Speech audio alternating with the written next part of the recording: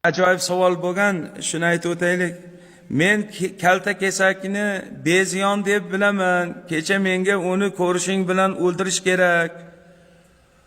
U dovzaxda olov purkaydi deb aytishdi.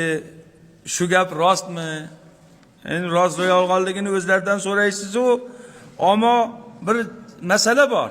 Haqiqatda kalta kesakni bir urganda o'ldirishlik mustahab. Uni bitta sababi bor. Ibrohim alayhissalatu vassalomni Namrud degan badbaxt zolim olovga tashaganida, haliga olovga kelib bu jonivor qattiqroq yonsin deb purkagan ekan. O'zi muncha bo'lsa u. Uni purkagani nima bo'ladi uni? Bu bir. Ikkinchisini eshiting. Buni qarshisidagi tomonni eshiting. Qaldirg'ochga ozor berishlik makruh yoki o'ldirish makruh.